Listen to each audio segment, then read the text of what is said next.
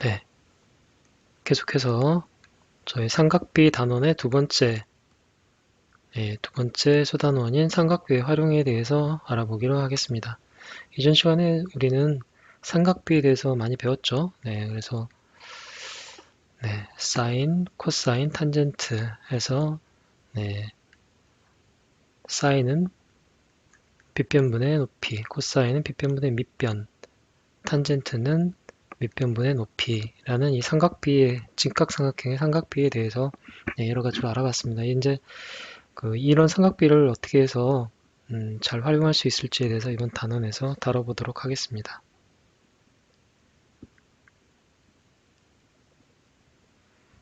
먼저 저희가 직각삼각형을 다루는 단어는 대표적으로 피타고라스의 정리랑 그 다음에 이 삼각비가 있는데요. 피타고라스 정리하고 좀 비교를 먼저 좀 해보는 게 좋을 것 같습니다. 피타고라스 정리는 세 변이 C, A, B라고 하면 세 변의 길이 사이에는 어떤 관계, 즉 C의 제곱은 A의 제곱 더하기 B의 제곱이다 라는 그런 관계가 성립한다 라는 것이죠. 그럼 여기서 우리가 피타고라스 정리를 잘 활용을 하기 위해서는 직각삼각형의 세 변 중에 어떤 두 변의 길이가 주어지면 나머지 변의 길이를 알 수 있다. C와 A를 주면 B를 알 수 있고 A와 B를 주면 C를 알 수가 있죠. 그래서 두 변의 길이를 주면 나머지 한 변의 길이를 알 수 있다. 그리고 이걸 활용할 수 있다라는 건데요. 즉, 이 삼각비를 활용을 하게 되면 조금 더 활용의 폭이 좀 더 넓어질 수 있습니다. 왜냐하면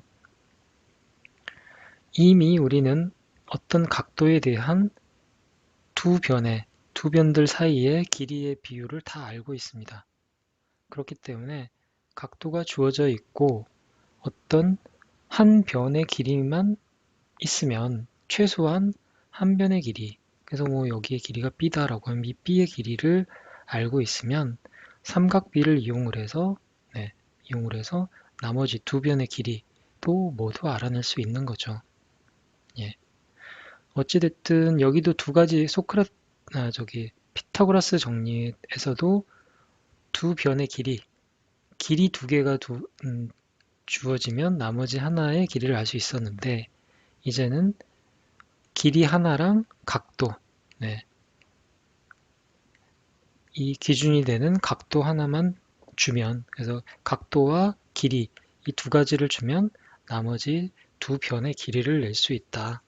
근데 상대적으로 이 각도를 구하는 건 좀 더 쉽습니다. 그렇죠? 각도. 특히 직각삼각형이 아주 크다라고 했을 때는 길이를 직접 가서 재는 것보다, 막 이렇게 쭉 지나가면서 길이를 재는 것보다는 각도는 쳐다보기만 해도 이게 몇 도인지 알 수 있으니까 이 각도를 재기가 훨씬 더 쉽다. 그런 면에서 보자면, 각도는 쉽게 알 수 있고, 그리고 변 중에 두 변을 알아야 되는 것보다는 한 변의 길이만 아는 게 더 편하죠.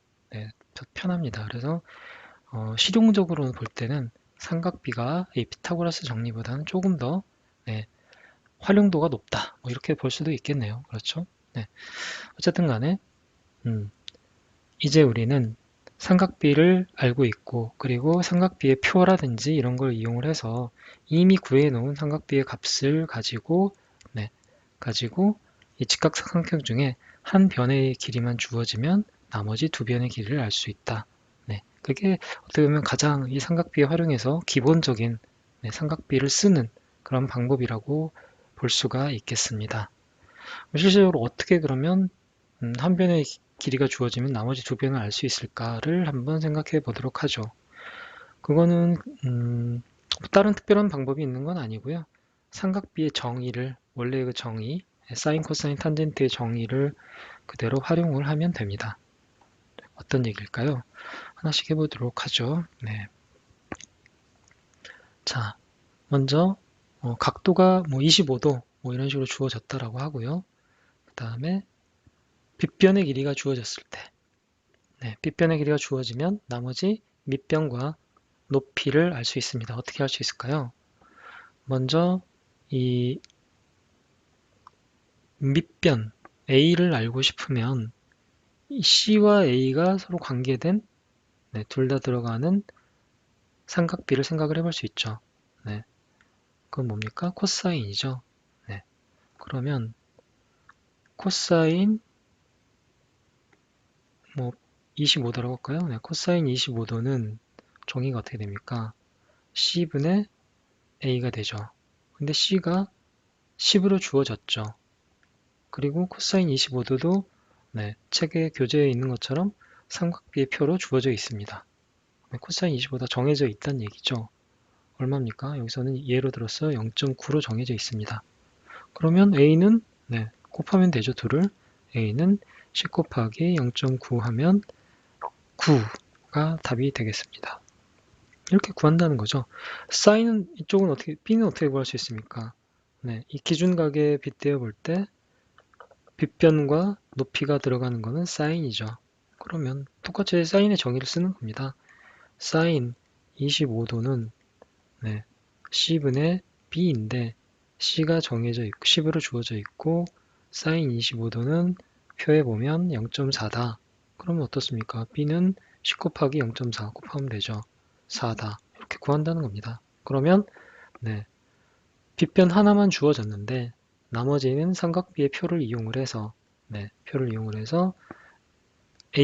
B도 구하고 높이도 구하고 밑변도 구하고 이렇게 구할 수 있는 거죠.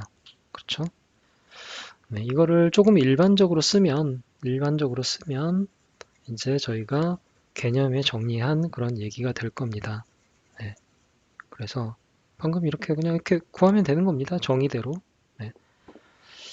자, 그래서 조금 이제 정리를 하면 여기를 B라고 하는 거죠. 각 기준각을 B라고 하면 B의 삼각비에 대해서 저희가 구하는 방법을 활용하면 sin B는 C분의 B이므로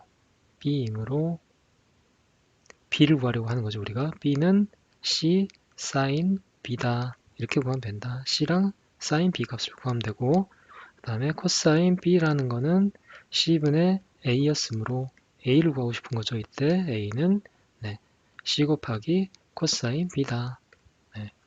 그래서 C가 주어지면 B는 C에다가 사인을 곱하고 A는 C에다가 코사인을 곱하면 그러면 답이 된다. A와 B를 구할 수 있다라는 겁니다. 정의를 그대로 활용하는 방법이네요. 그렇죠? 그럼 나머지 이제는 높이가 주어지거나 밑변이 주어질 때도 똑같은 방식으로 우리가 구할 수가 있습니다. 어떻게 구할 수 있을까요? 뭐 해보면 되겠죠. 각 B가 여기다라고 하면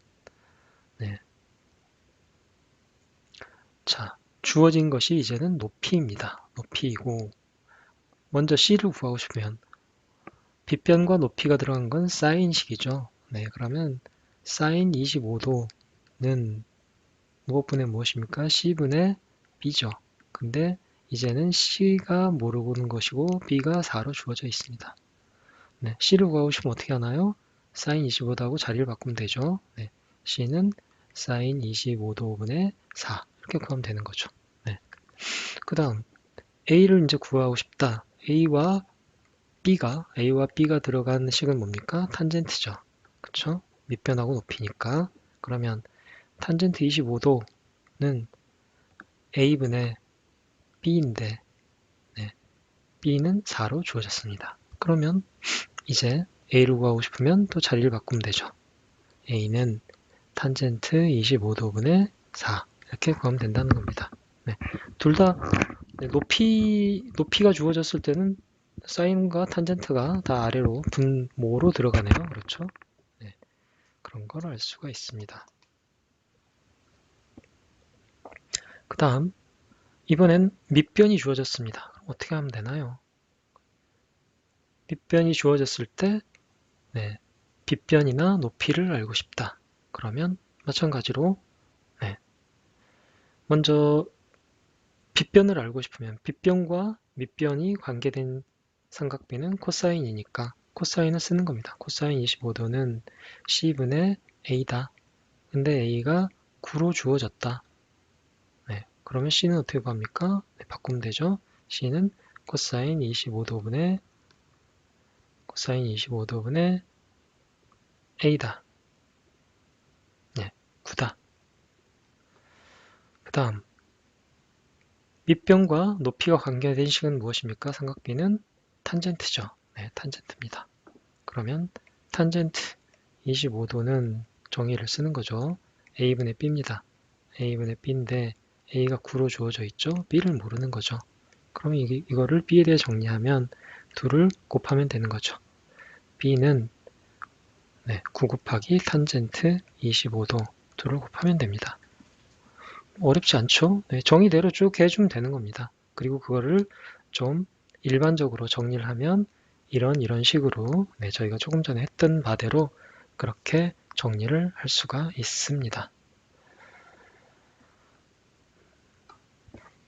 왜 우리가 삼각비를 배우고 있는지에 대해서 가장 기본적인 활용 방법을 저희가 방금 배운 겁니다. 한 변의 길이만 알면 나머지 두 변의 길이도 바로 삼각비를 활용해서 알 수 있다. 바로 그것입니다.